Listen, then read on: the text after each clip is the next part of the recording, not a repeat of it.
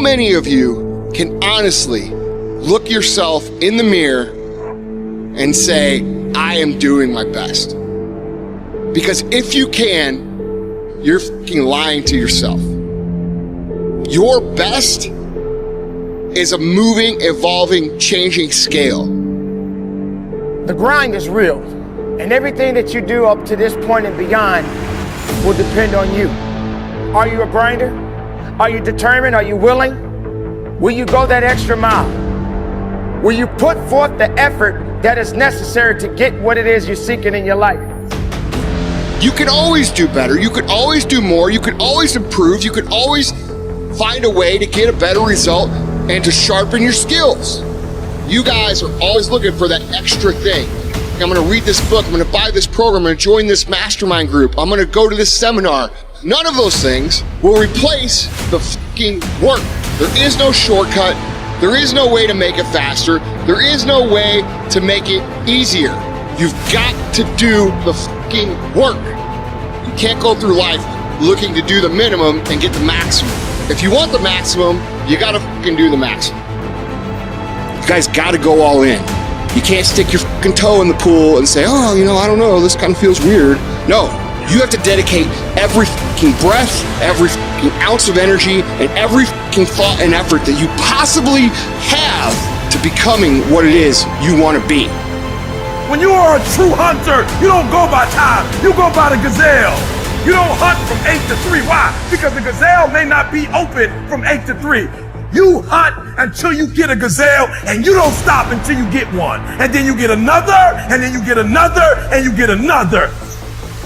Every minute, every hour, every day, every week, every month, every fucking year, for as long as it fucking takes, you should be consumed with that path. What you do at night matters. What you do in the morning matters. What you do on Saturday, what you do on Sunday matters. The success clock doesn't give a what day it is. It's gonna run no matter what. If you wanna get where I think you wanna go, you better learn to get really used to being uncomfortable. Because you want some different kind of results in your life, you've got to be willing to be unreasonable. If you want unreasonable results in your life, you've got to be willing to be unreasonable. Part of being unreasonable, you don't judge according to appearances.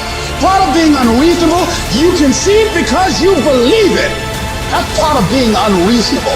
Part of being unreasonable, you must have the faith to call forth those things that be not as though they were.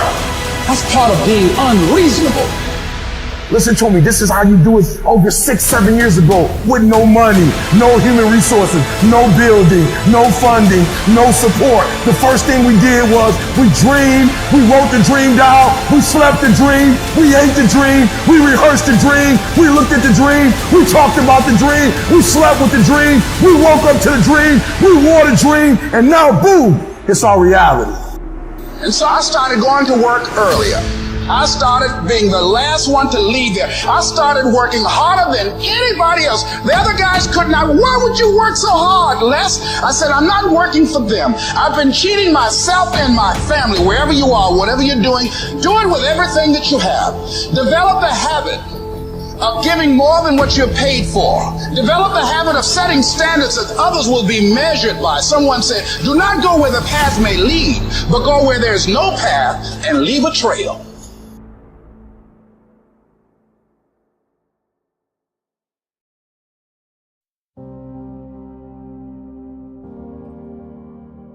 We can't work out without purpose. We need to get into our dress for the wedding. Summertime's coming, so we want to look all good. The biggest purpose in life isn't all it. It's how you respect yourself, how you look at yourself. That's an everyday journey. So every day you should be getting after it. We look at determination, self-discipline. We look at hard work. All these terms is almost like we dread them. So don't look at them as dread and punishment. Look at those words as a lifestyle. Stay hard. Betray your destiny and see how long it takes you to be drowning in a storm. It'll happen immediately, and of course it will, because What's calling you to be your best is exactly the thing that's pushing you forward to manifest yourself most fully in the world. It's what you need. You run away from that, the boat's going to start to rock very, very quickly. Well, what does that mean? Well, what else would come out of chaos? You know, if you fall apart and then you put yourself back together, what is it that comes back out? At least you're in better shape than you were before, you know, and then maybe you do that 20 times in your life, or 50 times, and you do it voluntarily. In short, 92% of the average person's worries take up valuable time, cause painful stress, even mental anguish, and are absolutely unnecessary. And of the real legitimate worries, there are two kinds. There are the problems we can solve, and there are the problems beyond our ability to personally solve. But most of our real problems usually fall into the first group, the ones we can solve if we learn how.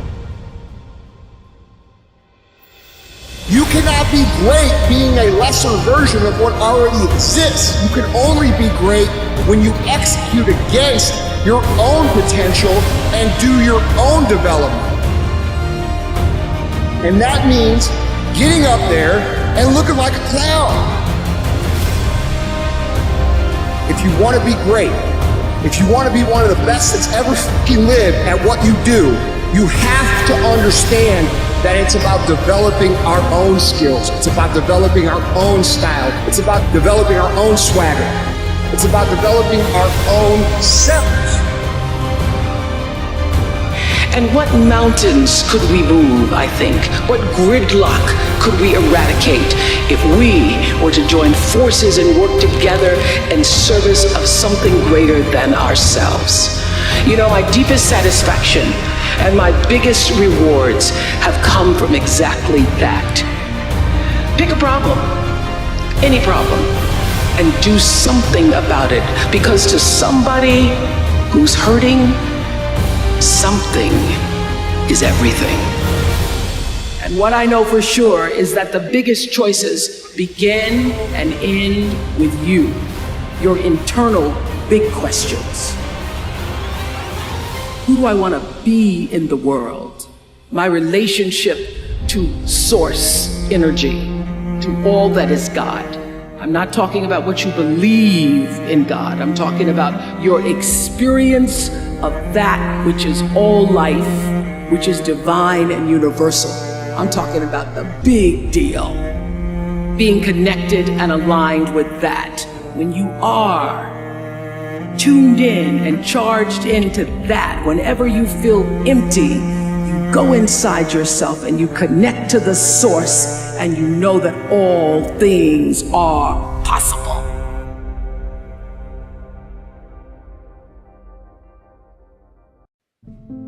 Your life doesn't have meaning without aspiration or an aim. Okay, so you need a hierarchy of values. There's got to be something at the top. It's got to be something important. If you don't have that, your life doesn't have any meaning. So if you criticize the hierarchy, or even the idea of hierarchy, you destroy the idea of aspiration, and then people have nothing. Well, that's not helpful. People are built for a struggle, and they're built for a weight, and you want to take on a heavy burden voluntarily. See if you can put yourself together.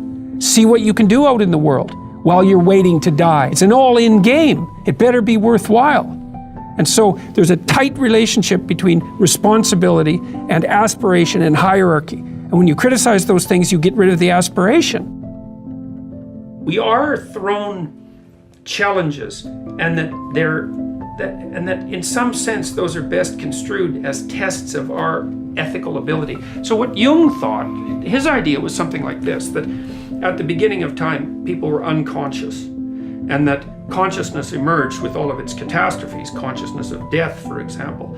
And one way out of the burden of consciousness was to return to unconsciousness. You can do that with alcohol. You can do that by being dependent. You can do that by failing to grow up. You refuse the burden of consciousness by becoming unconscious again. But there's another way forward, which is to become even more conscious.